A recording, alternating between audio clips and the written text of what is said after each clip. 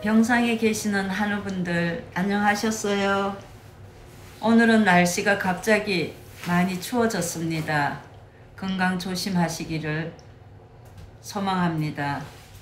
오늘은 하나님의 말씀 룻기 1장 1절에서 4장 22절이 전체에 여기에 나오는 제목은 나오미, 룻 그리고 보아스입니다.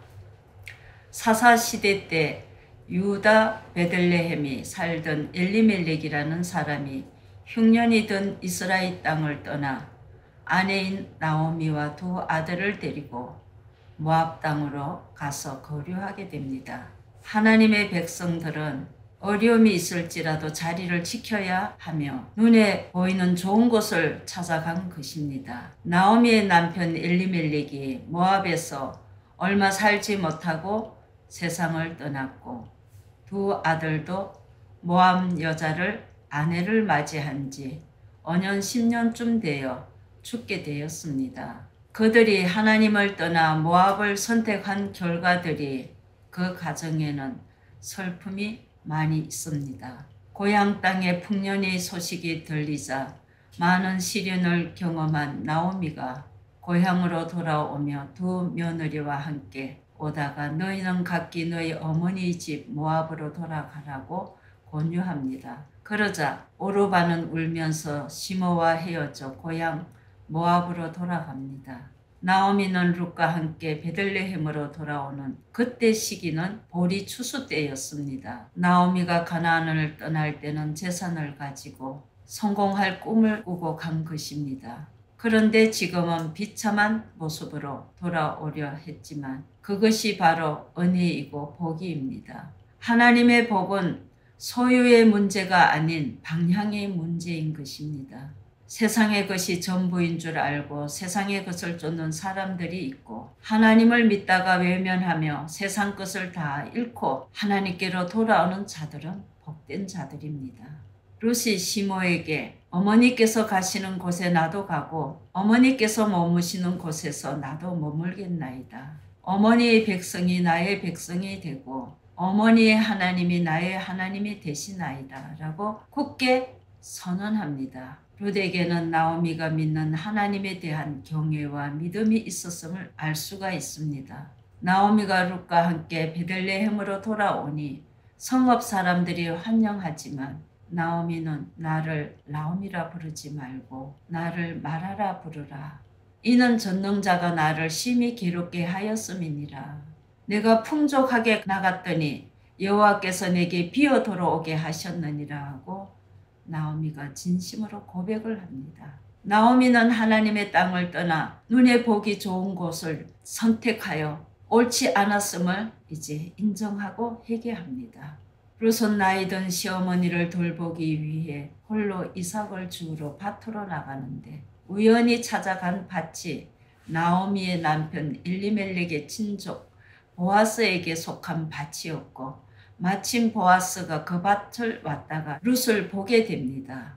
이삭을 줍고 있는 룻에게 보아스는 큰 은혜를 베풀어 주며 풍성한 이삭을 주울 수 있도록 도움을 주고 있습니다.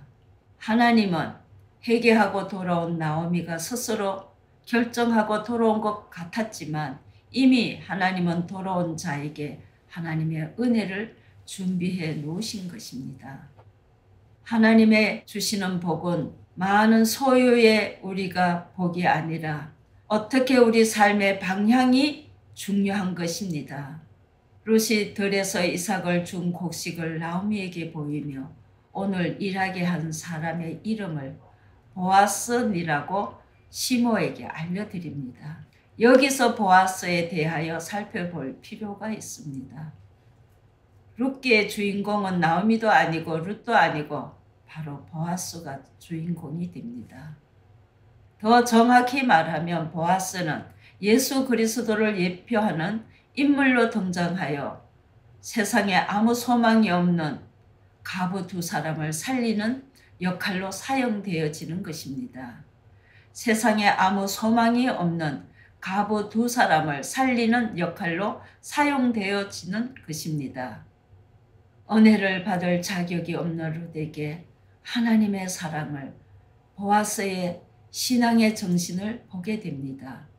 시모 나오미는 룻에게 내 딸아 내가 너를 위하여 안식할 곳을 구하여 너를 복되게 하여야 하지 않겠느냐 하고 룻기 3장 1절에 이 말씀이 있습니다. 지금 나오미는 룻의 배우자를 찾아주는 것이 안식이라고 말하고 있습니다.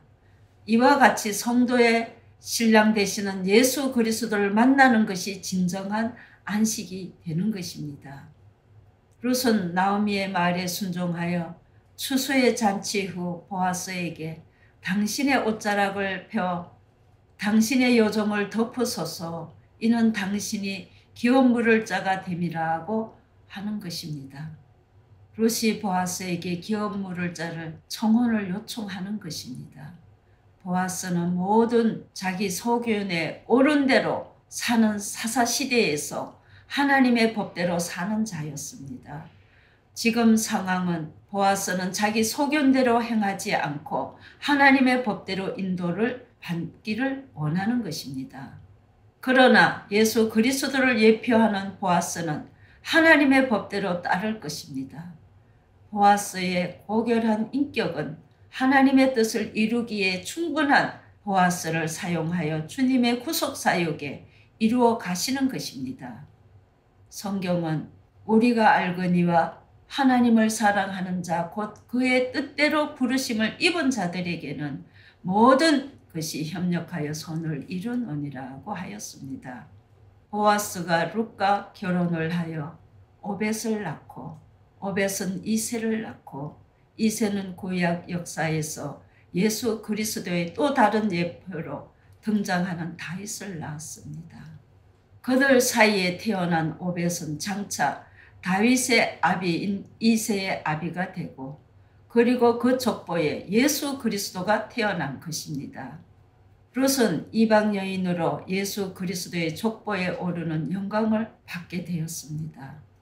보아스는 순전한 믿음의 사람으로 다윗의 족보에 이 이방 여인이지만 예수님의 족보에 드는 함께 영광을 누리는 것입니다. 또한 그런즉 너희가 먹든지 마시든지 무엇을 하든지 다 하나님의 영광을 위하여 하라고 했습니다.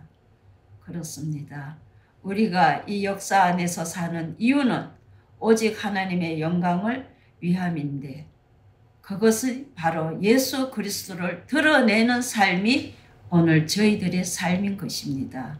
성도 여러분, 나오미는 남편을 따라 더 좋은 곳으로 이주를 했지만 남편도 잃고 자녀 아들 둘을 잃고 돌아올 때는 룻 며느리를 데리고 돌아와서 이렇게 큰 사랑을 받게 되었습니다. 그래서 우리가 소유는 재산이 아니고 방향이라는 말씀입니다. 성도 여러분, 오늘도 우리 송파 참병원에 계시는 모든 한우분들 이 영상의 말씀을 들으시며 마음에 큰 힘이 되고 위로가 되고 하늘의 소망이 있기를 간절히 소망합니다.